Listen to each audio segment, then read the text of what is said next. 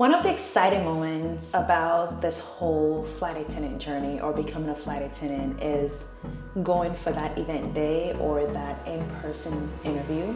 That whole process is super exciting, is super inspiring, and it's just a remarkable moment in time where you get to see other people want the same thing that you want, and for all of you to get it, it's exciting. However, that moment can equally be a very emotional, very difficult, especially for those who end up going through the process and don't make it through or do not get their CJO.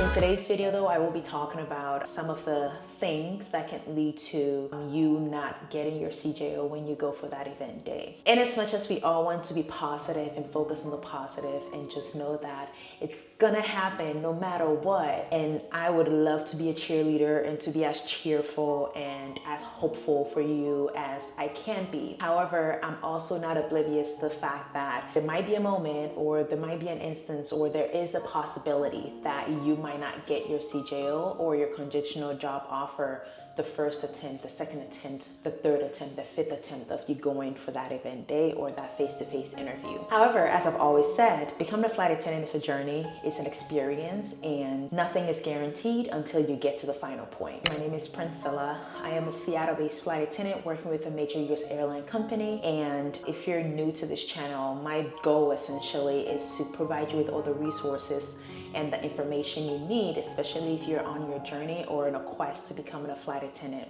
The goal is to make sure that you're well equipped with all the information so that you can make an educated decision, because this is definitely a lifestyle change and it takes a lot to get to where we are. And I feel like a lot of people sometimes miss the mark or are oblivious of what is involved or what it takes to become a cabin crew member or a flight attendant. So let's talk about it, not getting your CJO. And as much as that might not be your goal as you're going through this process or this hiring process, from when you apply to become a flight attendant, from when you do you submit your resume, you do the online assessment, the video interview if there's one, but there is a possibility that you might go through all these process or all these steps, finally get to the event day or the face-to-face interview and not get your conditional job offer. One of the reasons for me, in my opinion, and I say this all the time, even when it comes to flight attendant training, is that it might just not be your moment.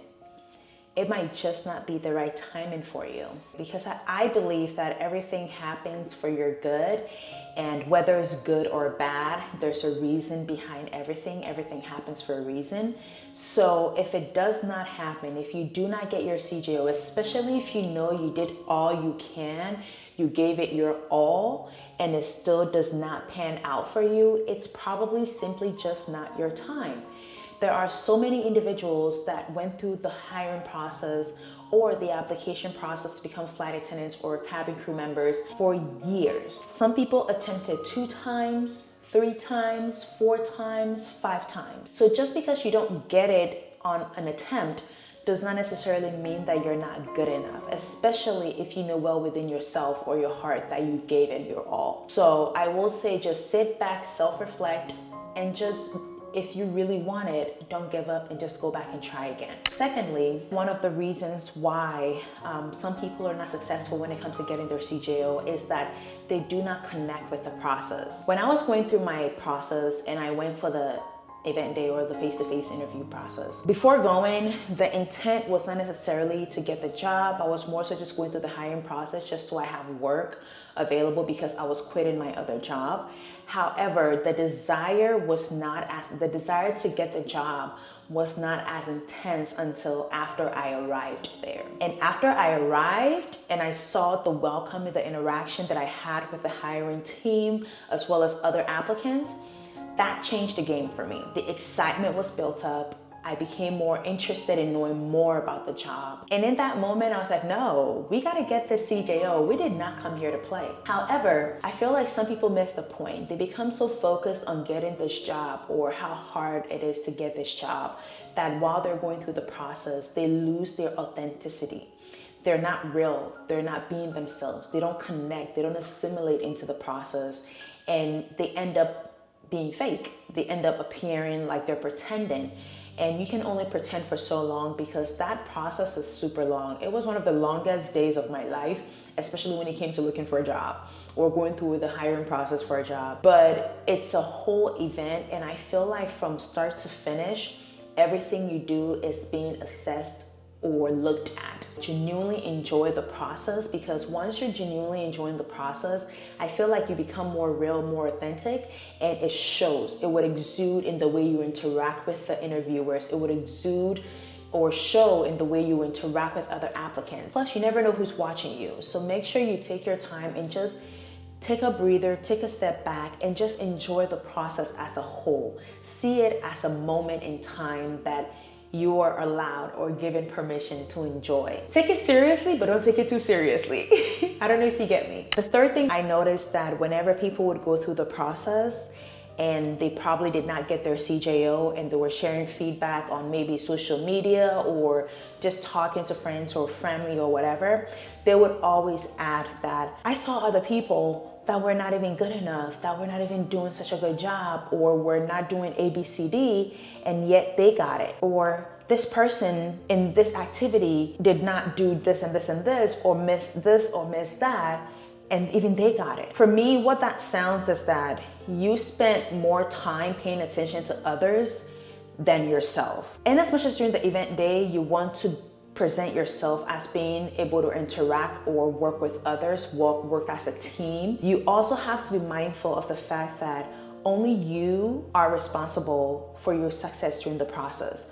Fine, there are assessors, people are watching you and observing you. However, what you do, what you focus on, what you put your energy towards is where you're going to get the outcome from. So if you can confidently say that you saw A, B, C, D do XYZ, and you're honestly surprised that they still got their CJO, then it makes me wonder, were you paying attention to others, or were you paying attention to what you were doing in the process as a whole? Were you that distracted enough that you were able to know what others were doing and why they should not or should have gotten their CJO? Because mind you, you're not in HR. You're not in talent acquisition. You're not there to hire people. You're there to get hired. So if you can say that you went through the process and other people were doing ABCD and they still got it, then it makes me wonder, like, what were you paying attention to? What were you focusing on? However, I'm not gonna sit here and lie and say that I didn't pay attention to other people. But for me, the only person that I could remember that was very visible, she was like literally like the center of attention. She was trying to do everything. If there was anything that required somebody being called up front to do ABCD, they would opt to do it. So they were very loud and it was clear to everybody that they were here, okay? So I didn't have a choice than to notice their presence. And for me, at some point, it kind of became a little bit distracting because you're in a group setting and you have this one individual that wants to get everybody's attention at every time. So I didn't even like that to begin with, so I couldn't miss it. So I saw that, trying to be the center of attention. Just because everybody ends up knowing your name or you act or behave in a way that puts the spotlight on you doesn't necessarily mean that you're going to get your CJO. After all, they're not there to hire just one person. So even though you want to show out and make sure that you're seen and you're heard, you also have to make sure that you're not hoarding the attention. We should not be doing that, okay? Please do not do that.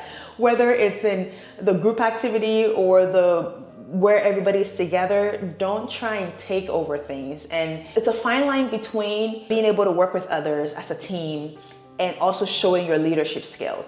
There are ways to lead where it doesn't come off as you being authoritative or just taking over the show.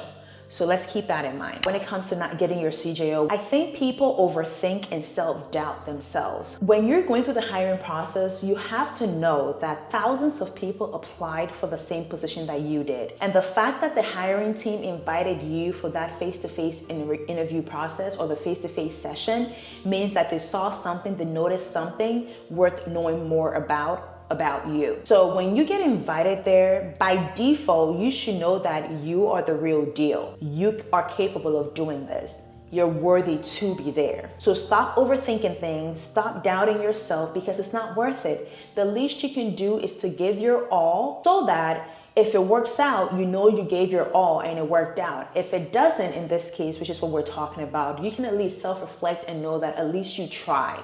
All you can do is to try again if you really want it and hopefully be successful. So don't doubt yourself when you're engaging in activities and having to do stuff. Don't overthink it. Trust your instinct. Believe in yourself. Believe in yourself. You have to have faith in you. If you don't have faith in you, how do you expect the people trying to hire you to have faith in you? Once you believe in yourself, it builds your self-confidence. It makes you more self-aware of the things you do and say and how it can impact you in the process. So you have to believe in yourself. Stop doubting yourself. Stop overthinking the process. Lastly, I would like to say that when you are going for your face-to-face interview, like I said in the last point, once you get that invitation, it means the hiring team has seen something about you and they just want you to come in so they can have a further interaction with you to see if you're the real deal. Essentially, that's my opinion. However, you also have to note that you are valuable and you are worthy for this career that you really want to have. Don't undervalue yourself because you see how others are talking, the way others are presenting themselves, and they seem more confident than you. They seem like they should be here,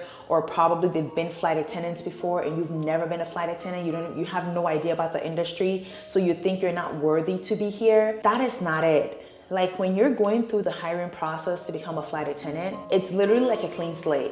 Fine, having some sort of experience may be good, but you not having any experience is not a disadvantage. So don't think that you're not worthy to be here because you don't have any flight attendant experience. At the end of the day, this, aside from this being a safety and security conscious position or role, it's also customer service. So you being able to market yourself, sell yourself, position yourself while you're going through the interview process is critical. So that's what you should be focused on. You don't necessarily need to have had any experience of being a flight attendant to be able to go through this process. So make sure that you believe and trust and believe that you're worthy to be there, you're equally valuable for this career. And I'm going to end it all by saying that if you do this, like I said in the intro, and you don't get it, it doesn't mean that you didn't deserve it. It's probably just not your time. And if you really, really, really, really want this job or this career, definitely try again, because I know people that tried for 5 years, 4 years, some even 10 years just to get in. So just don't give up. Keep going and keep pushing. And those of you that went through the process that did get your CJO, congratulations. I am super, super happy for you. But like I said in one of my videos about going through flight attendant training, the job is not guaranteed. The game is not over yet. It is just starting. If you're preparing for training, do check this video out where I talk about the things I did to prepare for flight attendant training, and hopefully you get some insight as to what to expect and what to take with you. All the best at training.